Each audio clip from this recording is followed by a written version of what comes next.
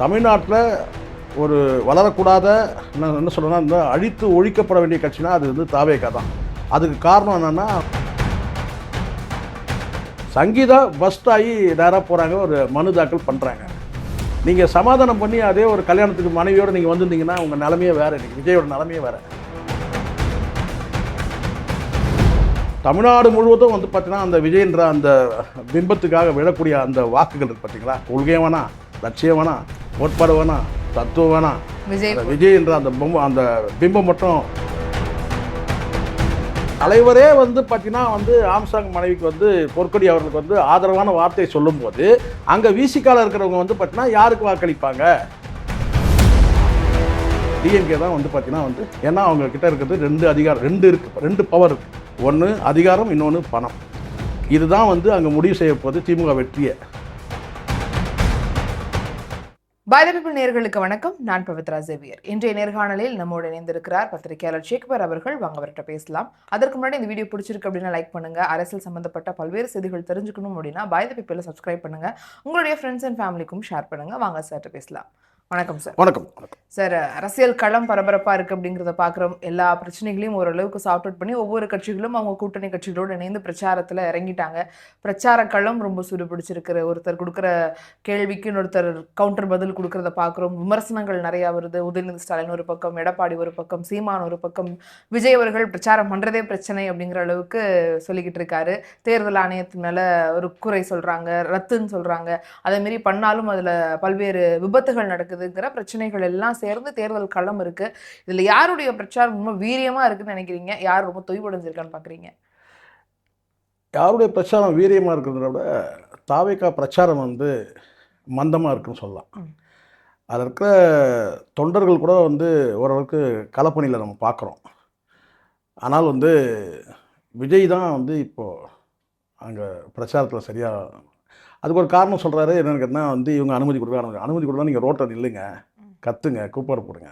சீமான் என்னென்ன பண்ணுறாரு பார்க்குறீங்களா? விஜய் பிரச்சாரத்தில் வந்து பார்த்தீங்கன்னா ஈடுபடுறதே வந்து அவரே தவிர்க்கிறாரோன்ற சந்தேகம்லாம் வருது. இப்போ அடுத்தடுத்து சில செய்திகள் வரும்போது திட்டமிட்டே வந்து இப்போ இன்றைய தினம் காலையில் எனக்கு வந்த செய்தின்னு கேட்டால் வில்லிவாக்கமும் டி நகரும் திட்டமிட்டே வந்து விஜய் தவிர்க்கிறாரு அப்படின்ற. அது அவங்களுக்குள்ள உள்ள பிரச்சனை இருக்குமா? அது உள்ளுக்குள்ளே பிரச்சனை இருக்குது. அதில் வந்து ஜான உலகசாமி வந்து வியோக அமைப்பாளர் அவர் ஒரு திசையிலையும், ஆதவர்ஜனா வந்து ஒரு திசையிலையும் இருக்கிறதா தான் தகவல்.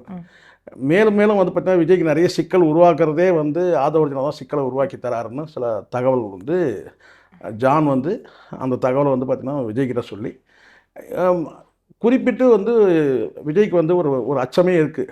பெரம்பூரில் நம்ம ஜெயிப்போமா, திருச்சியில் ஜெயிப்போமா அப்படின்ற ஒரு பயம் இருக்குது. அப்போ ஒரு வேளை அது வந்து நெகட்டிவாக ஏதாவது முடிவாச்சுன்னா அப்போ இவங்க வந்து வெற்றி பெற்றார்கள்னா இவங்களுடைய கை ஓங்கிடும் கட்சின்னு சொல்லிட்டு இப்போவே வந்து அந்த வேலையை இப்போ உள்ளடி வேலைகளை இவங்க செய்கிறாங்க. விஜய் வெற்றி பெறாம ஆதவர்ஜனா வெற்றி பெற்றாரு விஜய்க்கு இருக்குங்கிறீங்க. ஆமாம், அது வந்து பார்த்தீங்கன்னா விஜய்க்கு வந்து அந்த அச்சம் வந்து இருக்குது. கட்சி முற்றிலுமாக வந்து நம்ம கண்ட்ரோல் இல்லாமல் போயிடும். ஆதவர்ஜனா வெற்றி பெறுவார்னு ஒரு எண்ணம் வரும்போது விஜய் வெற்றி பெறுவாருங்கிற எண்ணம் இருக்காது. அதுதான் இப்போ அது யாருக்கு இருக்கணும்? அந்த எண்ணம் விஜய்க்கு இருக்கணும்ல. விஜய்க்கு கான்ஃபிடென்ட் இருந்தால் ஏன் 2 தொகுதியில் போட்டிடணும்? ஒரே தொகுதியில் போட்டிருக்கலாமே. அப்போது அங்கே என்ன பிரச்சனை உங்களுக்கு நடக்குதுன்னா அந்த தினம் வந்து பார்த்தீங்கன்னா வில்லிவாக்கத்தில் போய் ஒரு பிரச்சாரம் பண்ணிருக்க முடியாது. வழக்கு தானே பதிவு பண்ணுறாங்க இவங்க. என்ன வந்து இதனால் வந்து பார்த்தீங்கன்னா இந்த வழக்கு வந்து விதிகள் மீறதுனாலே வந்து இப்போ வந்து நாமினேஷன் வந்து பார்த்தீங்கன்னா வந்து ஃபெயில் பண்ண போகிறது, ரிஜெக்ட் பண்ண போகிறதில்ல. ஆனால் இவங்களுக்கு வந்து பார்த்திங்கன்னா வந்து வில்லிவாக்கம் பகுதிக்கு போனோன்னா குளத்தூர் பகுதியை தாண்டி போகணும். பெரம்பூர்லேருந்து வில்லிவாக்கம் பகுதிக்கு போகணுன்னா நீங்கள் குளத்தூர் டச் பண்ணாமல் போக முடியாது. அப்போது இவங்களுக்கு வந்து அந்த நெருடல் வந்து இவங்களுக்கு இருக்குது. அதனால் இன்னொரு பக்கம் கேட்டால் உள்ளடி வேலைகள்லாம் இருக்குது. கேட்டால் டி நகரை அதை அவாய்ட் பண்ண பர்பஸாக வந்து டி நகரை அவாய்ட் பண்ணுறாரு. மறுமுறை வாய்ப்பு கொடுத்து கூட பார்த்தீங்கன்னா 1 மணி நேரத்தில் வர முடியாதுன்றதை நீங்கள் நம்புவீங்க? நான் சொல்கிறேன், 1 மணி நேரத்தில் நீங்கள் லயலா காலேஜ் எண்டு நீங்கள் டச் பண்ணாலே வில்லிவாக்கத்துலேருந்து ஒரு புந்தமலை ரோடு குறுக்கில் இருக்குது. அது நீங்கள் கடந்தால் கூட உங்களுக்கு எப்படியும் டிராஃபிக் கிளியரன்ஸ் கிடைக்க போகுது. 1 மணி நேரத்தில் தாராளமாக வர முடியும், பிரச்சாரத்தை மேற்கொள்ள முடியும். அந்த 1 மணி நேரத்துக்குள்ளே நாங்கள் வர முடியாது அப்படின்னு சொல்லிட்டு அந்த பிரச்சாரம் கேன்சல். அப்போது வில்லிவாக்கமும் டி நகரம் பர்பஸாகவே வந்து விஜய் வந்து பார்த்தீங்கன்னா வந்து அவாய்ட் பண்ணுறாருன்னு தெரிய வருது இல்லை. இப்போ அவர் கூட்ட நெரிசல் நிறையா இருக்கும். அவர் பின்தொடர்ந்து ஒரு பெரிய மக்கள் நாளைக்கு தான் இன்னைக்கு அந்த 1 ஹவர்ல டிராவல் பண்ண முடியாது. இன்னும் வந்தா அந்த 1 ஹவர் டைம் தான் கொடுக்கும். அடுத்த 1 ஹவர் திரும்ப டிராவல் பண்ணணும். இதெல்லாம் ஒரு சிக்கல் தான். நடைமுறை சிக்கல். நான் என்ன சொன்னேன், நீங்கள் முதல்ல நீங்கள் முன்னெடுப்பு சரி. அப்போ நீங்கள் ஒன்று பண்ணுங்க, டி நகர் ரத்து பண்ணுங்க. ஏன் வில்லிவாக்கம் சேர்த்து ரத்து பண்ணீங்க? நீங்கள் சொல்கிறபடி எடுத்துரும் கஷ்டம்தான், ரொம்ப கஷ்டம். ஆனால் 1/2 மணி நேரத்தில் வர முடியும். ஆனால் நீங்கள் சொல்கிற மாதிரி 1 மணி நேரத்தில் வர முடியாத கூட போட்டோம். அப்போ வில்லிவாக்கம் வரைக்கும் பண்ணியிருக்கலாமே நீங்கள். அப்போ வில்லிவாக்கத்தையும் நீங்கள் ஏன் ரத்து பண்ணுறீங்க? இப்போ அப்போ இன்னொரு நாள் நீங்கள் வில்லிவாக்கம் ரத்து பண்ணி டி நகர் மட்டும் கொடுங்க சொல்லி நீங்கள் மனு கொடுக்கலாமே. அடுத்த நாள் நீங்கள் லீவ் போயிட்டீங்க அடுத்த நாள், அடுத்த ரெஸ்ட்டுக்கு போயிட்டீங்க இல்லையா? அந்த மாதிரி அதுதான் நான் சொல்கிறேன். இதில் சொல்லுவார்ல, இந்த அந்நியன் படத்தில் வந்து சார்லி சொல்லுவார்ல, என்னென்னு கேட்டேன், என்ன பண்ணியிருக்கேன்னு கேட்டால் பார்க்கறல ரெஸ்ட் எடுத்துகிட்டு இருக்கிறேன் ஒரு சொல்லுவார் பாருங்க. அந்த மாதிரி தானே இருக்குது ஃபுல்லாகவே வந்து பார்த்தீங்கன்னா வந்து வேறு வேலைகள் ஏதாவது செஞ்சுட்டு இருக்கலாம்ல சார். அவர் பெரிய வேலையை நம்ம வந்து பார்த்தீங்கன்னா வந்து பனையூரில் தூங்கிட்டு இருக்கீங்க. வேறு என்ன வேலை இருக்குது நீங்கள் சொல்லுங்கள். வேறு எதாவது என்ன வேலை இருக்குது? அதிகபட்சம் நீங்கள் என்ன ஃபோனில் பேச போகிறீங்க? அப்படின்னா யார்கிட்ட பேச போகிறீங்க நீங்கள் சொல்லுங்க பார்க்கலாம். அதெல்லாம் ஒன்றுமே இல்லை. விஜய்க்கு வந்து பார்த்தீங்கன்னா இந்த இடத்துல வந்து 2 காரணம் இருக்குது. ஒன்று, ஆதவ அர்ஜுனாவில் ஒரு அதிருப்தி இருக்குது. ஆனால் இப்போ அதை வெளிப்படுத்த முடியாது, வீக் ஆயிரும். புஷ்யானந்த் மீது ஓரளவுக்கு சாப்ட்காரம் இருக்குது. இருந்தாலும் வந்து பார்த்தீங்கன்னா வந்து டி நகரில் வந்து வெற்றி பெற்றால் நாளைக்கு நம்ம கை ஓங்கிடும் கூட நினைக்கலாம். ஆனால் பர்பஸாக அவாய்ட் பண்ணுறது தான். இப்போ நீங்கள் வந்து திருநெல்வேலி போகிறீங்க, கூட்டம் வராதா? நீங்கள் சொல்லுங்கள். திருநெல்வேலிக்கு போகிறீங்க, கடலூர் போகிறீங்க, அங்கெல்லாம் கூட்டம் வராதா? அப்போ இவங்க வந்து என்ன கேட்டால் வந்து விஜய்க்கு ஒரு அச்சம் இருக்குது. 2 தொகுதியிலும் வந்து விஜய் தோற்றுவிட்டு இவங்க வந்து பார்த்திங்கன்னா வந்து ஜெயிச்சிட்டாங்கன்னா யார் ஜெயிக்கிறாங்களோ அவங்க கை ஓங்கிடும். அதனால் நீங்கள் என்ன பாருங்கள், அடுத்தடுத்து நகர்வை நம்மளே தெரிஞ்சுக்கலாம் பாருங்கள். விஜய் வந்து மீண்டும் வந்து பெரம்பூரில் எப்படி பிரச்சாரம் பண்ண வருவாரான்னு தெரியல. 18 நாட்கள் தான் இருக்குது இல்லையா? அப்போ இப்போ நான் பார்க்குறவன்னு கேட்டிங்கன்னா அடுத்த கட்டமாக அவர் வந்து ஒரு 2-3 மாவட்டங்களுக்கு போயிட்டு அடுத்தது வந்து பார்த்தீங்கன்னா ஒரு ஊடகத்தில் நேர்காணல் சொல்லியிருக்கிறாரு. அந்த நேர்காணலை வச்சு நீங்கள் வந்து வாக்கெடுத்தால் மீதியெல்லாம் வந்து பொம்மையை வச்சு பண்ணிக்கோங்க, இல்லை கட் அவுட் வச்சு நீங்கள் வந்து பிரச்சாரம் பண்ணுங்க. அப்படி தான் முடியும். அப்போது நீங்கள் கேட்ட கேள்வி என்ன, நேர்காணல் ஒரு முக்கியமான ப்ளே பண்ணாதுன்னு நினைக்கிறீங்களா சார்? நீங்கள் லைவ் பண்ணால் பரவாயில்லைங்க. இது எப்படியும் லைவ் நடக்க போகிறதில்ல. லைவ்லனாலே அதுக்கு வந்து பெரிய உயிரோட்டம் இருக்காது. ஃபிக்ஸ்டாக ஒரு கேள்வியை கேட்குறது, அதுக்கு பதில் சொல்கிறது, இதெல்லாம் வந்து லைவ் போனால் அதோடைய இது வேறு இல்லை. அது லைவ் போகிற மாதிரி தெரியல, இது வரைக்கும் அந்த மாதிரி தகவல் இல்லை. ஃபிக்ஸ்டாக சில கேள்வி கேட்பாங்க, அதுக்கு பதில் சொல்ல போகிறீங்க, அவ்வளோதானே. ஸோ இது வந்து நீங்கள் பார்க்கல அப்படின்னு சொல்லிட்டு இருந்த இடத்துல ஒரு பதில் கொடுக்குற மாதிரி கொடுக்குறேன்னு சொல்லியிருக்காரு. ஊடகங்கள் வந்து ஊடக சந்திப்புனா நிறைய இருக்குது. இப்போ சீமான் சந்திக்கிறார் பாருங்க, அது ஊடக சந்திப்பு. எடப்பாடி ஆமாம், ப்ரெஸ் மீட்ன்றது வேறு. பலவிதமான ப்ரெஸ்ஸு வந்துடுவாங்க, அங்கே பலவிதமான கேள்விகள் கேட்க போகிறோம். அப்போ நீங்கள் அது பதில் கொடுக்கறது தான் ஒரு சென்சிட்டிவ், ஒரு உணர்வுபூர்வமாக இருக்கும். பட் இது எப்படி இருக்குன்னா ஒரு ஃபிக்ஸ்டாக வந்து ஒரு 10 கேள்வி வச்சுட்டு அந்த கேள்விக்கு பதில் சொல்கிறதுன்றது அது நீங்கள் வந்து தூய சக்தி தீய சக்தி அதே பேசிட்டு போயிடலாம் வழக்கம் போல். அதானே செய்யணும் இல்லையா? அப்போது எனக்கு தெரிஞ்ச வரைக்கும் நான் கேட்டால் விஜய்க்கு வந்து நீங்கள் கேட்ட கேள்வி என்னன்னா யார் பிரச்சாரத்தில் வந்து முனைப்பாக இருக்கிறாங்கன்னு கேட்டிங்கன்னா, முனைப்பாக இருக்கிறாங்கன்றதை விட வந்து பார்த்தீங்கன்னா இது வழக்கமாக இருக்கிறது தான் ஏடிஎம்கே டிஎம்கேவும். சரிங்களா? இப்போ அது கொஞ்சம் லோக்கலாகவும் போயிட்டு இருக்கிறத நம்ம பார்க்குறோம். சில விஷயங்கள் அது 2 தரப்புலையுமே நான் சொல்கிறேன். அப்படி இருக்கும்போது டிஎம்கே ஏடிஎம்கே 2 தரப்பு சார். இப்போ இந்த இடத்துல வந்து கேட்டால் யார் சோர்வாக இருக்கிறாங்கன்னு கேட்டிங்கன்னா, தொண்டர்கள் கூட களத்தில் பரவாயில்ல, தாவேக்கால தலைவர் தான் வந்து மந்தமாக இருக்கிறாரு. அப்படி தான் நம்ம சொல்ல முடியும். மற்றவர்கள் பேசுகிறதுலாம் ஒரு பொருட்டாகாதுல. இப்போ ஆதவ அர்ஜுனா வந்து பேசுகிறாருன்னு கேட்டால் வழக்கமாக அவர் வந்து எப்படி உலையில் வந்து நொய்யரிசி எப்படி போட்டால் எப்படி கொதிக்குமோ அந்த மாதிரி தான். பட் இங்கே தலைவர்னால் விஜய் வந்து என்ன பேசுகிறாருன்னு தான் மக்கள் ஆர்வத்தோடு இருக்கிறாங்க, வந்து அதை எதிர்பார்க்குறாங்க. அந்த எதிர்பார்ப்பு வந்து விஜய் கிட்ட தான் இருக்குது. விஜய் மட்டுமே தான் அங்கே வந்து ஒரு கல்ட்டு. அப்படி இருக்கும்போது அவர் சோர்வாக இருக்கிறது வந்து பார்த்திங்கன்னா உள்ளபடியே தொண்டருக்கும் சோர்வு தரும். ஆனால் இன்றைக்கி வரைக்கும் தொண்டர்கள் வந்து ஓரளவுக்கு பரவாயில்லன்ற மாதிரி தான் இருக்காங்க. அப்போ தொண்டர்கள் பரவாயில்ல இருக்காங்கும் போது அது ஓட் டிரான்ஸ்ஃபரில் எந்த பாதிப்பும் இல்லைல்ல. அவர் வந்து பிரச்சாரம் பண்ணாலும் சரி பண்ணாலும் சரி அவருக்கான ஓட்டு வங்கிங்கிறது ஸ்ட்ராங்காக இருக்குங்கிறது இல்லை. எனக்கு வந்து நான் எப்பயுமே நான் நேர்மையாக சொல்கிறேன், இதை சொல்லிட்டு போனால் தான் சரியாக இருக்குன்னு நினைக்கிறேன். தமிழ்நாட்டில் ஒரு வளரக்கூடாத என்ன சொல்கிறேன்னா இந்த அழித்து ஒழிக்கப்பட வேண்டிய கட்சினா அது வந்து தாவேகா தான். அதுக்கு காரணம் என்னென்னா அவங்களுடைய செயல்பாடுகள் அத்தனையுமே வந்து பார்த்திங்கன்னா முழுக்க மக்களை வந்து பார்த்திங்கன்னா ஒரு அறிவற்ற ஒரு கூட்டமாக மாற்றக்கூடிய முயற்சி தான் வந்து தாவேகா பண்ணுன்றது என்னுடைய பார்வை. சொல்றீங்க அது எப்படி அப்படி சொல்ல முடியும்? அப்படித்தானே இருக்கு.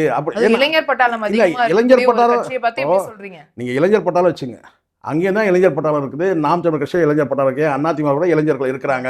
நேற்று கூட ஒரு அதிகமாக இருக்குது. அதான் நான் சொல்றேன், இங்க அதிகமாக இருக்கிறது பெருசு இல்லை, அந்த அதிகமாக எப்படி இருக்கிறாங்கன்னு பாருங்க. ஸோ ஒரு அறிவற்ற கூட்டமாக இருக்குல்ல, அந்த அறிவற்ற கூட்டத்தை வந்து பார்த்தீங்கன்னா அறிவாளிகளை மாற்றக்கூடிய அளவுக்கு அங்கே அறிவுள்ள தலைவர்கள் இருக்காங்கன்னா இல்லை, மைனஸ். அப்படி இருக்கும்போது மீண்டும் வந்து கடந்த காலத்தில் வந்து பண்ண அந்த அரசியல்கள் தான் மீண்டும் வருது.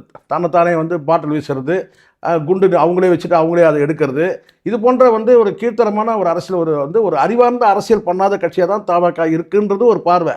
ஆனால் கிரவுண்ட் லெவலில் இன்றைக்கி வந்து பார்த்தீங்கன்னா இங்கே ஒரு நெரட்டிவ் வந்து ஜான் ஆரோக்கியசாமி பண்ணார். அது வந்து இன்றைக்கி 18 நாள் இருக்கும்போது நான் உங்களுக்கு சொல்கிறேன், இன்னும் கூட ஒரு 3 நாள் போனால் உறுதியாக சொல்ல முடியும். என்னன்னு கேட்டிங்கன்னா, அந்த நெரட்டிவ் இருக்குல்ல, இந்த டிஎம்கே வெர்சஸ் டிவிகே, அது ஓரளவுக்கு ஒர்க் அவுட் ஆக ஆரம்பிச்சிருக்கு சில இடங்களில், சில பகுதிகளில் அப்படி தான் பார்க்கப்படுது. இப்போ நானும் கூட வந்து முந்தா நாள் போனேன், ஒரு 3 வந்து மாவட்டங்களை டச் பண்ணும்போது அங்கே கிரவுண்ட் லெவலில் பார்க்கும்போது பார்த்தீங்கன்னா இந்த ஒரு ட்ரெண்ட் செட்டிங் வந்துடுச்சு மக்கள்கிட்ட. என்னென்னு கேட்டிங்கன்னா, மீண்டும் மீண்டும் வந்து பார்த்திங்கன்னா வந்து ஆண்ட கட்சிகளே மீண்டும் மீண்டும் வந்து வாக்களித்தோட புதிதாக ஒருத்தர் வந்தால் வாய்ப்பு தரலாமே அப்படின்ற ஒரு பார்வை வந்து வந்திருக்கிறத பார்க்குறோம் நம்ம. அப்போ அந்த இடத்துல வந்து பார்த்திங்கன்னா வந்து என்ன இயல்பாகவே நடக்குதுன்னா, இப்போ ஜானோட பிளான் என்னன்னு கேட்டால் அதிமுகவை சாடக்கூடாது, முழுக்க முழுக்க டிஎம்கேவே தான் சாடணும், அப்படி ஒரு நெரேட்டிவ் செட் பண்ணாங்க முழுக்க. அதனால தான் அந்த தீய சக்தி தூய சக்தி சொன்னதெல்லாம் அதனுடைய அடிப்படையில் தான். இப்போ அது என்ன ஆகுது கேட்டிங்கன்னா, இயல்பாக வந்து நீங்கள் எதிர்க்கும் போது திமுக தங்களுடைய வாக்குகளை தக்க வைக்கிறதுக்காக அவங்க போராடுறாங்க, அவங்கக்கிட்ட அதுக்கான வலிமை இருக்குது. காரணம் 2 வலிமை, அதிகாரம், இன்னொன்று பணம், ரெண்டுமே இருக்குது. அப்போது இந்த இடத்துல வந்து இயல்பாகவே வந்து பார்த்தீங்கன்னா நீங்கள் வந்து நீயா நானான்னு போட்டி போடும்போது பார்த்தீங்கன்னா இங்கே வந்து மைனஸ் எதுன்னு கேட்டிங்கன்னா, டிவிகேல வந்து பார்த்தீங்கன்னா வந்து அதிகாரமும் இல்லை, பணமும் இல்லை. தலைவர் பெரிய கோடீஸ்வரனாக இருக்கலாம், ஒரு 400 கோடி காட்டலாம், 800 கோடி கணக்கு காட்டலாம். ஆனால் கிரவுண்ட் லெவலில் வந்து பார்த்தீங்கன்னா பணம் செலவு பண்ணுற நபர்கள் யாருமே இல்லை, அது மைனஸ் ஆகுது. ஆனால் அதிமுகவில் வந்து பார்த்தீங்கன்னா வந்து பணபலம் பொருந்திய வந்து வேட்பாளர்கள் தான் களத்தில் இருக்கிறாங்க, ஆனால் அதிகாரம் அவங்ககிட்ட இல்லை. ஆனால் மத்திய ஆளுங்கட்சி இருக்கிறதுனால ஓரளவுக்கு கொஞ்சம் செல்வாக்கு இருக்குன்னு சொல்ல முடியும். அப்போது இந்த மாதிரியான ஒரு கலைபுரத்தில் என்ன ஆகுதுன்னு கேட்டிங்கன்னா, எதிர்கட்சியாக நிச்சயமாக வந்து பார்த்திங்கன்னா வந்து ஆளுங்கட்சி வந்து கண்டிப்பாக வந்து திமுக வந்து தக்க வச்சுப்பாங்க. கடைசி கட்டத்தில் அவங்க போராடுறாங்க. அதுக்கான வந்து கிரவுண்ட் லெவலில் பார்க்கும்போது பார்த்திங்கன்னா அவங்க வந்து குறைஞ்சபட்சம் வாக்கு வித்தியாசத்துலையாவது வந்து பார்த்திங்கன்னா ஆட்சியை தக்க வச்சுப்பாங்கன்ற பார்வை தான் இருக்குது. ஒன்று அதில் உங்களுக்கு தெரியும் இல்லையா, கூட்டணியிலேயே வந்து உள்கூட்டணி வெளிக்கூட்டணிலாம் இருக்குது. அதில் இதெல்லாம் திமுகவில் அது வந்து அது ஒரு ஸ்ட்ராட்டஜி. என்ன சார் அப்படி? ஆமாம், உள்கூட்டணி வெளிக்கூட்டணினா வெளிக்கூட்டணினா இப்போ இந்த கட்சிகள் இருக்கு, இந்த பேசலாம் ஒன்றும் முடியாது. எனக்கு நான் வெளிப்படையாக நான் பேசுனேன். இப்போ வந்து விசிகா இருக்குது, கம்யூனிஸ்ட் இருக்குது, இந்த காங்கிரஸ், இதெல்லாம் வந்து பார்த்தீங்கன்னா வெளிக்கூட்டணி. உள்கூட்டணி தேமுதிக எல்லாமே வச்சுங்க. ஆமாம், இவங்க எல்லாம் வந்து பார்த்தீங்கன்னா வெளிக்கூட்டணி. உள்கூட்டணி வந்து பார்த்தீங்கன்னா ஒரு தொகுதியில் வந்து யார் நிற்கிறாங்களோ அந்த தொகுதிக்கு வந்து பார்த்தீங்கன்னா யாருக்கு அந்த கூட்டணி கட்சியில் இருக்கிற தொகுதியை கொடுக்குறாங்க, அல்லது இவங்களுடைய தொகுதியில் இவங்கக்கிட்ட இருக்கிற சீட்டில் வந்து யாருக்கு கொடுக்குறாங்கன்றதை பார்த்து அங்கே வந்து பார்த்தீங்கன்னா வந்து மத்திய பாஜக கூட வந்து பார்த்தீங்கன்னா வந்து ஒரு துண்டு போடலாம். அப்படி ஒரு பிரச்சாரத்தை கூட முன்னெடுக்காம தவிர்க்கலாம் அந்த தொகுதியில் குறிப்பா.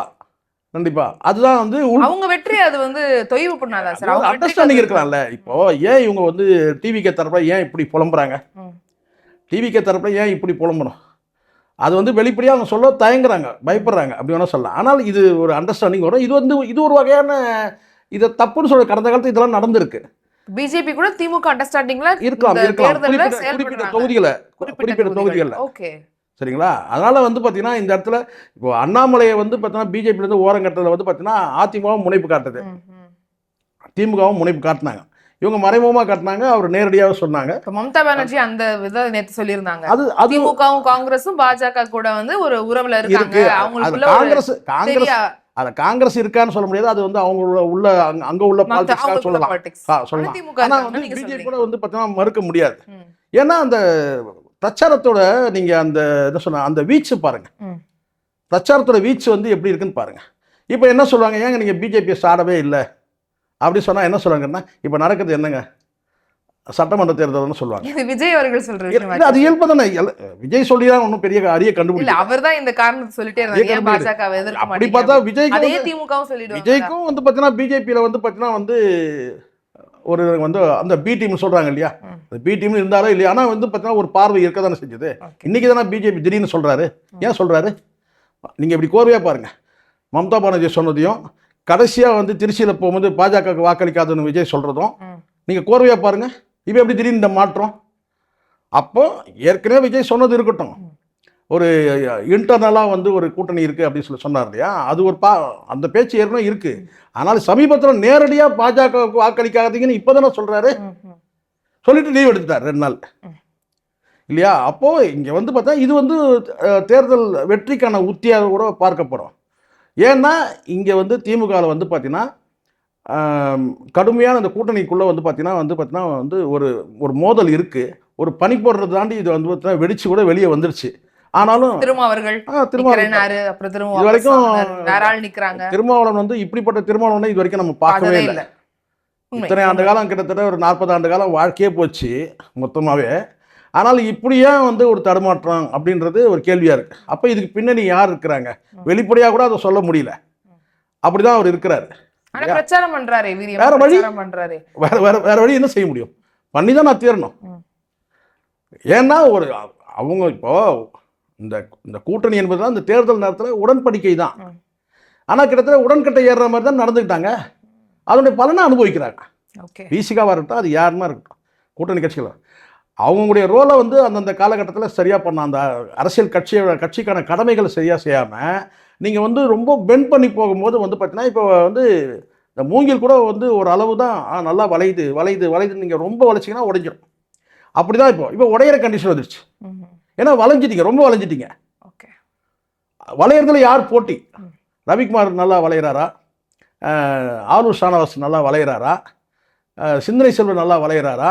நீங்களாம் என்ன வளையிறீங்க? நான் பாருங்கள் நான் எப்படி வளையிறேன்னு சொல்லிட்டு அண்ணன் வளைஞ்சார். ஸோ வளைஞ்சது வந்து பார்த்தீங்கன்னா இப்போ கிட்டத்தட்ட உடையிற கண்டிஷன் வந்துருச்சு. அப்புறம் இப்போ வந்து எங்களை வளர்த்து விடலை, எங்களை உற்சாகமூட்டலை. எந்த அரசியல் கட்சி இன்னொரு கட்சியை வந்து பார்த்தீங்கன்னா வந்து உற்சாகமூட்டும்? இப்போவும் தடுமாற்றம். இப்போ ஏதோ திமுக தரப்புல தான் நீங்கள் வந்து இவங்களை அப்படி வந்து பார்த்தீங்கன்னா ஒரு நெருக்கடி இவரும் பதில கொடுக்குறாருல்ல. இப்போ ஆம்சாங் அவர்கள் மனைவி வந்து ஒரு கூட்டணியில் இருக்கிறாங்க. நீங்கள் கூட்டணி தர்மம்னு சொன்னால் நீங்கள் ஆம்சாங் மனைவி எப்படி நீங்கள் ஆதரிப்பீங்க? அவங்க வெற்றிக்கு வந்து அங்கீகாரம் கிடைச்சுன்னு எப்படி நீங்கள் பாராட்டுவீங்க? எப்படி வாழ்த்து சொல்வீங்க? சொல்லுங்கள். நீங்கள் ஒரு அணியில் இருக்கிறீங்க. இது மதசார்பற்ற அணி. அவங்க மத சார்புள்ள அணியில் இருக்கிறாங்கன்னு வச்சுங்க. என்டிஏவோட சேர்ந்து அவங்க இருக்கிறாங்க. அந்த என்டிஏவோட சேர்ந்து இருக்கிறாங்க, அலைன்ஸில் இருக்காங்க. வெறும் அதிமுக கூட்டணி சொன்னாலும் கூட அப்போ கூட நீங்கள் பண்ணக்கூடாது. கூட்டணி தர்மம் பாதுகாப்பு கொடுக்கணுங்கிற ஒரு இதில் சொல்லியிருந்தீங்க. அது இப்போ சொல்ல வேண்டிய அவசியம் இல்லையே. அவங்க இதே இந்த தேர்தல் நேரத்தை சொல்லணும்.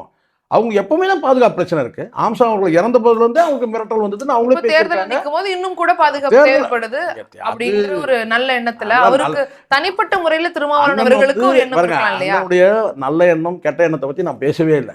அவர் கெட்ட எண்ணம் உள்ளவர் கிடையாது. அது கடந்த காலத்தில் நம்ம நிறைய வந்து சொல்ல முடியும். நான் அப்படி கொச்சப்படுத்தவே இல்லை. அண்ணன் நல்ல எண்ணம் உள்ளவர் தான். ஆனால் ஒரு கூட்டணி தர்மம்னு இருக்கும்போது பார்த்தீங்கன்னா இந்த நேரத்தில் நீங்கள் இப்படி வார்த்தை சொல்லிங்கன்னா இப்போ நீங்கள் சொல்லுங்கள், திருவிக நகரில் இருக்கிற விசிகா இருக்கிற வாக்கு வந்து யாருக்கு அளிப்பாங்க? நீங்கள் சொல்லுங்கள். நீங்கள் சொல்லுங்கள். நியாயம். அவர் வந்து அவங்களோட ஆதரிக்கிற மாதிரி ஒரு நிலைப்பாடு எடுக்கிறாரு. அதாவது தலைவரே வந்து பார்த்தீங்கன்னா வந்து ஆம்சாங் மனைவிக்கு வந்து பொற்கொடி அவர்களுக்கு வந்து ஆதரவான வார்த்தை சொல்லும்போது அங்கே விசிகால இருக்கிறவங்க வந்து பார்த்தீங்கன்னா யாருக்கு வாக்களிப்பாங்க? அப்போ இது சொல்லக்கூடாது இல்லையா? இதை பேசக்கூடாது இல்லையா? ஓட்டரசியல்ல மாற்றம் ஏற்படும். தேர்தல் நேரத்தில் எதை பேசணுமோ அதுதான் பேசணுங்க. இங்கே வந்து இந்த நேரத்தில் வந்து நீங்கள் வந்து அப்படி ஒரு வார்த்தை போட்டால் இங்கே வந்து பார்த்தீங்கன்னா ஒரே ஒரு சீட்டில் வந்து பார்த்தீங்கன்னா வந்து அவங்க தான் கிங் மேக்கர். ஒரே ஒரு நாளைக்கு இது பொற்கொடி ஆம்ஸ்ட்ராங் அவர்கள் கூட பார்த்தீங்கன்னா கிங் மேக்கராக இருக்கலாம். யார் சிஎம்ன்ற முடிவு பண்ணுற இடத்துல வரலாம். அப்போ நீங்கள் அந்த சொன்ன வார்த்தை எப்படி இருக்கும்? இவரால் தாங்க அவங்க ஜெயிச்சது, இவர் வந்து விசிகா சிக்னல் கொடுத்துட்டாருங்க வாக்களிக்க சொல்லி, அப்படி ஆயிரும்ல. ஸோ அப்போது இந்த இடத்துல தடுமாற்றம் இருக்குது. திமுக கூட்டணியில் தடுமாற்றம் இருக்குது. அவங்க தான் நெருக்கடி கொடுக்குறாங்க. இவரும் வந்து பார்த்தீங்கன்னா அந்த மாதிரி தான் நெருக்கடி கொடுக்குறத நம்ம பார்க்குறோம். இப்போ விஜய் அவர்கள் சுற்றி இளைஞர்கள் அதிகமாக இருக்கிறாங்க. அது இந்த தேர்தலில் முக்கியமாக ஒரு பெரிய ஓட் பேங்க் அவர் பின்னாடி போகிறாங்கன்னா அது பல்வேறு கட்சிகள்கிட்ட இருந்து பிரிஞ்சு போகிற ஓட்டை தான் நம்ம பார்க்க முடியும். கடந்த தேர்தலில் பார்க்கணும். அப்படி இருக்கும்போது சீமானவர்களுக்கு தான் இதில் ஒரு பெரிய பாதிப்பு ஏற்படும். ஏன்னா அவர்கிட்ட இருந்த இளைஞர்கள் அதிகமாக முன்னாடி பார்க்கும் பொழுது இப்போ அது இங்கே மாறுதுங்கும் போது அவருக்கு எப்போவுமே அதிகரிச்சுட்டே அவரோட பெர்சன்டேஜ் இப்போ குறைய வாய்ப்பு இருக்குது. அதை தக்க வச்சுட்டாலே பெரிய விஷயம் பேசுகிறாங்கல்ல. இல்லை, இது எப்படின்னா இப்போது பலரும் கூட அந்த கருத்து கணிப்புன்ற பேரில் சில பேர் வந்து அவங்களோட இஷ்டத்தை அவங்களோட எண்ணத்தை சொல்கிறாங்க, அவங்க விருப்பத்தை சொல்கிறாங்க. அது அவங்க என்ன களத்தில் போய் இவங்க என்ன சாம்பிள் எடுத்தாங்கன்னா ஒன்றுமே கிடையாதுங்க. நீங்களே பார்த்தீங்க. இப்போ நீங்கள் கூட நீங்கள் நாளைக்கே நீங்கள் வந்து 234 பேப்பர் வேணும் உங்கள் கையில், சரிங்களா? அதில் நீங்கள் வந்து பார்த்தீங்கன்னா வேட்பாளர்களை நீங்கள் வந்து லிஸ்ட் பண்ணிவிட்டு கட்சியை லிஸ்ட் பண்ணிவிட்டு நீங்களே வந்து யூகமாக இங்கே இவ்வளோ வரும் அங்கே இவ்வளோ வரும் இந்த தொகுதி எவ்வளோ அப்படின்னு சொல்லி நீங்கள் போட்டு நீங்கள் நாளைக்கே வந்து கருத்து கணிப்பு அப்படி தான் இருக்குது. ஆனால் களத்தில் போய் சாம்பிள் எடுத்து பண்ணுறாங்களா இல்லையா? ஒரு 3 லட்சம் வாக்குகள்னு கேட்டால் குறைஞ்சபட்சம் 10,000 வாக்குகளில் பல்வேறு பகுதிகளில் போய் நீங்கள் எடுக்கணும். அந்த 10,000 சாம்பிள் கூட அப்போதான் நீங்கள் இதை வந்து நீங்கள் ஒரு 90% சொல்ல முடியும். அப்போ 100% சொல்ல முடியாது. ஆனால் இங்கே என்ன நடக்குது? அவங்கவுங்க ஆளாளுக்கு விருப்பம் என்னவோ. பாண்டேக்கு என்ன விருப்பம்னு கேட்டிங்கன்னா, பாண்டேக்கு வந்து அதிமுக கூட்டணி வந்து வலிமையாக இருக்குன்னு சொல்லணும். அவருக்கு அந்த எண்ணம். இப்போ இந்த சைடில் வந்து பார்த்தீங்கன்னா வந்து பெண் நிறுவனத்தை சார்ந்த இப்போ சபரீசன் தரப்பில் என்ன சொன்ன கேட்டிங்கன்னா, திமுக தான் முன்னணியில் இருக்குன்னு சொல்லணும். அது மாதிரி ஒவ்வொருத்தரும் அந்த மாதிரி வந்து சாம்பிள் எடுத்து சொல்லலாம். ஆனால் இவங்க வந்து பார்த்தீங்கன்னா அந்த நாம் தமிழர் அந்த வேலையை செய்கிறதே இல்லை எப்போவுமே. அவங்களுக்கு என்னன்னு கேட்டால் இருக்கிற பர்சன்டேஜை வந்து கடந்து போகணுன்ற அந்த வேட்கை மட்டும்தான் எப்போவுமே இருக்கும். 234 தொகுதியில் நாங்கள் ஜெயிப்புன்ற அந்த இடத்துல அவங்க இல்லை. ஆனால் பரவாயில்ல. இப்போ என்ன சொல்கிறாங்கன்னா, விஜய் அரசியல் வந்த பிறகு அரசியல் களம் மாறி இருக்கா? எஸ், அரசியல் களம் மாறி இருக்கு. அது எப்படி மாறி இருக்கு, யாருக்கு அது பாதிப்பு இருக்குன்னு சொல்லிக்கிட்டோன்னா, இந்த இடத்துல வந்து ஸ்ட்ராட்டஜிஸ்ட்டுங்களோட வேலைகள் இருக்க தான் நம்ம செய்கிறோம். இப்போது இப்படி ஒரு நெரேட்டிவ் செட் பண்ணும்போது டிஎம்கே வெர்சஸ் டிவிகேன்னு செட் பண்ணும்போது இயல்பாக வந்து களத்தில் போய் வந்து 10 பேர்கிட்ட நீங்களே போய் கேட்குறீங்கன்னு வச்சுங்களேன். அந்த 10 பேரில் 5 பேர் இல்லை 7 பேர் அல்லது 8 பேர் என்ன சொல்கிறாங்கன்னா, 2 கட்சிகளும் மாறி மாறி வந்திருக்குங்க, 2 கட்சிகளும் மாறி மாறி வந்திருக்கு, இந்த முறை புதுசாக ஒருத்தர் வந்திருக்கிறாரு, அவர் வரட்டும்ன்ற வார்த்தையை சொல்கிறாங்கம்மா. இயல்பாக நீங்களே கூட நாளைக்கே கூட நீங்கள் பயிட்டு எடுத்தீங்கன்னா கேள்வியே அந்த மாதிரி இருக்கிறவங்க மாற்றம் வருதுன்னு சீமான் போன தேர்தலில் போனவங்க இந்த வாட்டி விஜய்க்கு போறாங்க. இல்லை, அதை தான் நான் இப்போ உங்களுக்கு சொல்ல வரேன். என்னன்னு கேட்டிங்கன்னா, இப்போ இது வந்து விஜய் இப்போ களத்தில் இல்லை அப்படின்னு சொன்னால், இப்போ சொல்கிறாங்க இல்லையா, 2 பேரும் மாறி மாறி வாக்களிச்சிருக்கிறாங்க, புதுசாக ஒருத்தர் வரட்டுங்க, அப்படி வாக்களித்த வாக்குகளும் நாம் தமிழருக்கு கடந்த காலத்தில் இருக்குது. அப்போ 3 தரப்பான வாக்குகள் வந்து நாம் தமிழருக்கு கடந்த காலத்தில் இருக்குது. அது ஒன்று ஸ்ட்ராங்கான ஓட்டு தமிழ் தேசியம், 2வது வந்து பார்த்தீங்கன்னா சீமானை வந்து பார்த்தீங்கன்னா நேசிக்கக்கூடிய ஒரு கூட்டம் இருக்கு. இது ஒரு ஓட் பேங்க். இதுக்கு இடையில மாற்று அரசியல் வேணும். 2 கட்சியுமே மீண்டும் மீண்டும் ஆண்டுட்டு இருக்குங்க, புதுசாக ஒருத்தர் போடுவோங்க அப்படின்னு சொல்லக்கூடிய அந்த வாக்குகளை வந்து பார்த்தீங்கன்னா விஜய் வந்து பெறக்கூடிய வாய்ப்பு இருக்கு. டிஎம்கே வந்து வாக்குகள் எப்பவுமே அது வந்து பார்த்தீங்கன்னா அவங்களுக்குள்ள வாக்குகள் அது அவங்க வச்சிருப்பாங்க. சிறுபான்மையினரோட வாக்குகள் பெரியும் விஜய் அப்படி கூட எனக்கு தான் நீங்கள் அந்த அளவுக்கு நீங்கள் நம்பிக்கை எடுக்கல.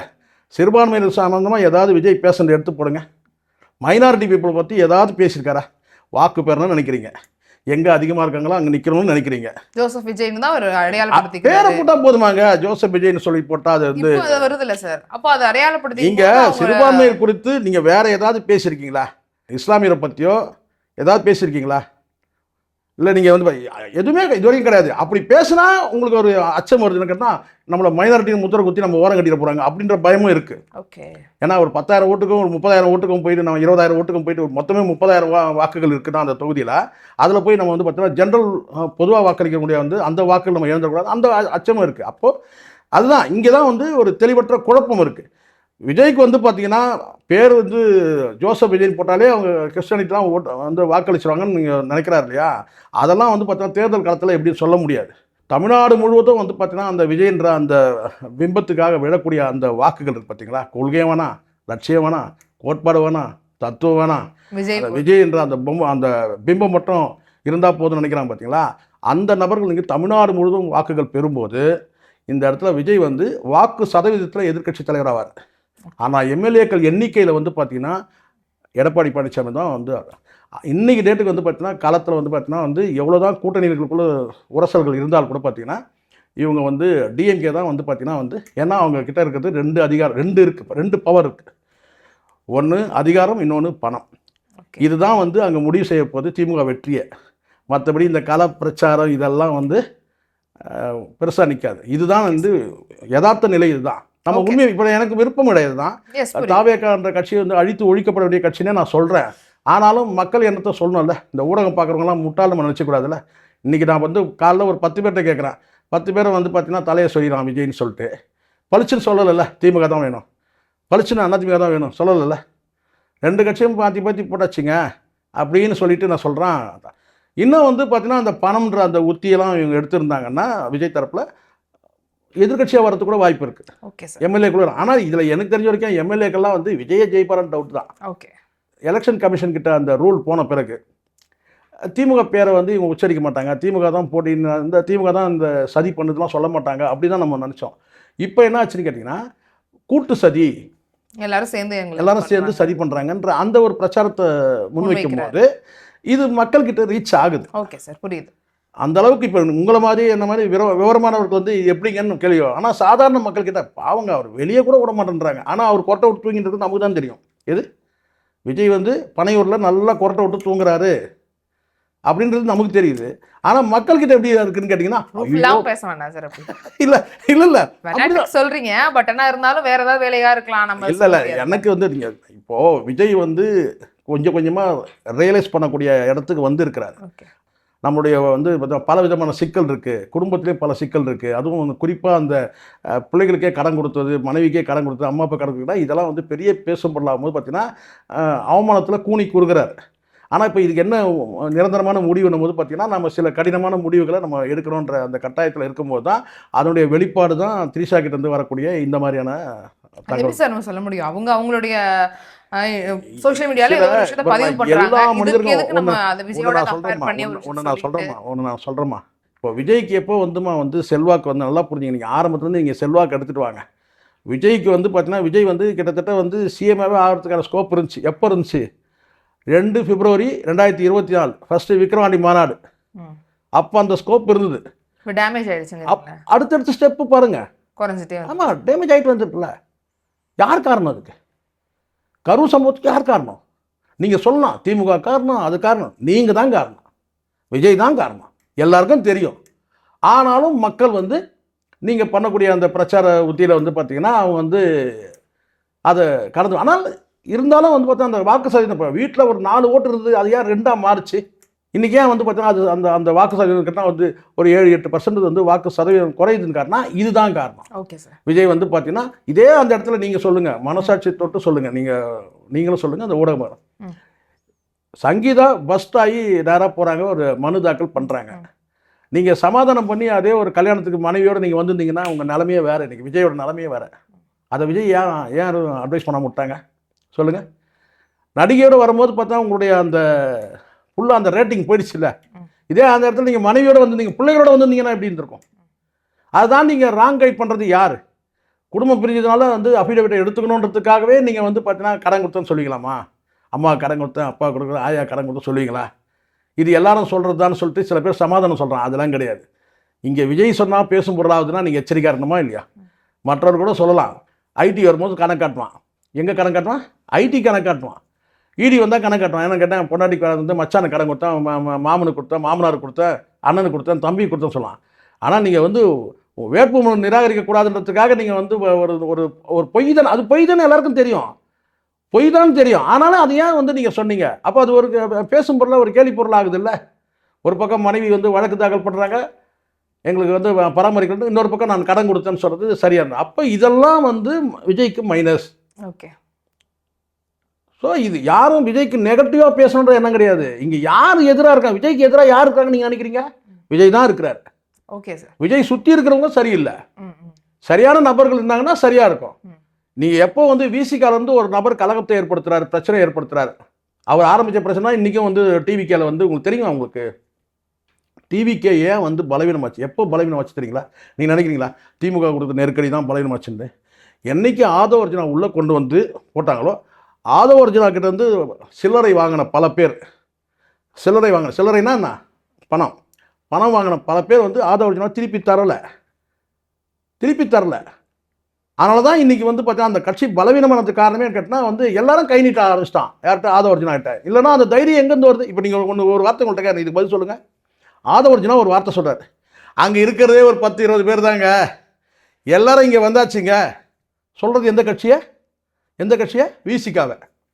வேறு நபர் சொல்ல முடியுமா? அதுக்கு ஏதாவது ரியாக்ட் பண்ணாங்களா? திரும்ப ஏதாவது ரியாக்ட் பண்ணாரா? அதுக்கு கூட இருக்க அடுத்த கட்ட நிர்வாகிகள் யாராவது இந்த எம்எல்ஏக்கள் இப்போ நீங்கள் இன்றைக்கி இருக்கிறாங்கல்ல, இந்த முன்னாள் எம்எல்ஏ இப்போ இருக்கிறாங்க எம்எல்ஏக்களாக இல்லை வந்து அடுத்த கட்ட யாராவது வாயை திறந்தாங்களா? அங்கே இருக்கிறதே ஒரு 20 பேர் தான். அந்த கட்சியே எல்லாம் இங்கே வந்துருச்சுங்க சொல்கிறது வந்து இதே விசிகாவை வேறு யாராவது அந்த மாதிரி சொல்ல முடியுமா? சொன்னால் என்ன நடக்கும்? ஏன் அப்போ அமைதியாக இருந்தாங்க? அதுதான் பலவீனம். ஏன்னா ஆதவ அர்ஜுனோட பணம் வந்து விசிகால இருக்கிற 2ஆம் கட்ட தலைவர்களுக்கு எல்லாருக்கிட்டே அந்த பணம் பாஞ்சிருக்கு. இல்லைனா வீடு கொண்டு எழுந்திருக்கோனாவா? கடுமையாக தாக்கியிருக்கோனாமா? வார்த்தை போர் நடத்திருக்கோம் எப்படா எங்கள் கட்சி உங்ககிட்ட வந்து அது பலவீனம் இல்லையா? அன்னைக்கு இதே திரும்ப வந்து பார்த்தீங்கன்னா மௌனமாக கடந்து போனார். ஏன் கடந்து போனார்? காரணம் மாநாட்டு செலவு, மண்டபம் செலவு, அந்த செலவு, இந்த எல்லா செலவும் வந்து அப்போது பணத்தில் பலவீனமாயிட்டீங்க ஒரு நபர்கிட்ட. அவன் இன்னைக்கு இன்னொரு கட்சியில் போய் உட்காந்துட்டு என்ன சொல்கிறான், அங்கே விசிக்கான ஒரு கட்சியில் எல்லாம் இங்கே தான் இருக்கிறாங்கன்றான் இல்லையா? அதனால் இதெல்லாம் இது வந்து ஆதவ அர்ஜுனாவை பொறுத்த வரைக்கும் அந்த விஜய் செய்தது மிகப்பெரிய தப்பு என்னன்னு கேட்டால், இப்போ விஜய்க்கு தான் வாக்கு, ஆதவ அர்ஜுனாவுக்கு வாக்கு இல்லை. ஆனால் இப்போ காலப்போக்கில் என்ன ஆகிட்டு இருக்குன்னு பாருங்கள். விஜய் பிரச்சாரத்துக்கு வராமையே நீங்கள் இந்த வார்த்தை வருதா இல்லையா நீங்கள் எழுதி வச்சிங்க. இன்றைக்கி நான் இன்னொரு தடவை நம்ம மீட் பண்ணுவோம் எப்பயாவது சாத்தியமாக. விஜய் வந்து வில்லிவாக்கத்துக்கு வந்து பிரச்சாரத்துக்கு போகலைன்னா அந்த வில்லிவாக்கம் மக்கள் வந்து வாக்களித்த மக்கள் இவன் வெற்றி பெறட்டும் தோல்வி அடையட்டும், அந்த வாக்குகள் எல்லாமே வந்து பார்த்தீங்கன்னா விஜய்க்கு வந்த வாக்குகளை எனக்காக வந்து வாக்களித்த வாக்குகள் சொல்கிறானா இல்லைன்னு பாருங்கள். இதே அதை சொல்லலைன்னா பாருங்கள். ஏன்னா யாரை கட்சிக்குள்ளே சேர்க்கணும்னு ஒரு இருக்கா. இப்போது ஒரு நபரை கொண்டு வந்து உள்ளே கொண்டு வந்து சேர்க்குறீங்க, புஷி ஆனந்த், குடும்பமே பிளவுபடுது, அப்பா அம்மாவுக்கு சண்டை, மனைவி பிள்ளைகளுக்கு சண்டை. அதுக்கப்புறம் நீங்கள் ஒரு அரசியல் கட்சி தொடங்குறீங்க, தனிப்பட்ட விரோதங்களை நீங்கள் வளர்த்துக்கிறீங்க. எல்லார்கிட்டையும் விரோதம் தான். ஒரு அரசியல் கட்சி வளரும் போது எல்லாருக்கிட்டையும் நான் சொல்கிறது வெறும் அரசியல் கட்சிகளை விரோதம் நான் சொல்ல, நட்பு பாராட்டுன்னு நான் சொல்லவே இல்லை. எல்லா தரப்பும், பத்திரிகையாளர் தரப்பில் நக்கீரன் கோபால் வந்து பார்த்தீங்கன்னா அங்கே ஒரு மோதல், இங்கே காவல்துறைக்கு தான் இங்கே ஒரு மோதல், இன்னும் நீங்கள் யாரெல்லாம் மிச்சம் விட்டு வச்சுருக்கீங்க, ரஜினிகாந்த் கிட்ட மோதல், எதுக்குமா ரஜினிகாந்த் கிட்ட மோதல்? ஒரு மூத்த பத்திரிகையாளர் சொல்ல கேட்டால் கார் ரேஸில் வந்து எங்கள் தலைவர் வந்து பார்த்திங்கன்னா அவர் சம்பாதிக்கிறத இங்கேயே செலவு பண்ணுறாரு, ஆனால் அஜித் வந்து பார்த்திங்கன்னா வெளிநாட்டில் கொண்டு போய் கார் ரேஸுக்கு முதலீடு பண்ணுறாரு. சொல்கிறது யார்? மூத்த பத்திரிகையாளர். இப்போ புரியுதுங்களா? சரியான நபர்கள் இல்லை விஜய்கிட்ட. நல்ல நீங்கள் ஒரு ஸ்ட்ராட்டஜிஸ்ட் வச்சுக்கலாம், ஆனால் அதை எக்ஸிக்யூட் பண்ணுறது யார்? வியூகத்தை அமைக்கிறது வேறு, அதை எக்ஸிக்யூட் பண்ணுறது வேறு. எக்ஸிக்யூட் பண்ணுறவங்க எவனுமே சரியில்லை, எல்லாம் கடுமையான போட்டி நடத்துகிறான். இது யார் முட்டாள்ன்றதுல இந்த 4 பேருக்குள்ள கடும் போட்டி நடக்குது. அப்போ எப்படி அந்த கட்சி இருக்கும்? ஆனால் இதையும் தாண்டி அந்த மக்கள் வந்து ஒரு 15% மக்கள் வாக்களிக்கிறாங்கன்னா அது விஜய்ன்ற அந்த நடிகனுக்குள்ள அந்த வாக்குகள் தர அந்த கட்சிக்கு கொள்கைக்கோ சித்தாந்தத்துக்கோ தத்துவத்துக்கோ கோட்பாட்டுக்கெல்லாம் கிடையாது. ஓகே சார், களம் நிறைய விஷயங்கள் நடக்குதுங்கிறத சொல்கிறீங்க. பட் இன்னும் நாட்கள் போக போக பிரச்சாரங்கள் மாறும், யூகங்கள் மாற வாய்ப்பு இருக்குது. இன்னொரு சந்திப்பில் நிறைய விஷயங்கள் பேசலாம். இவ்வளோ நேரம் எங்ககிட்ட பகிர்ந்துக்கிட்ட உங்களுடைய கருத்துக்களுக்காக, உங்களுடைய நேரத்துக்காகவும் ரொம்ப நன்றி சார். நன்றி.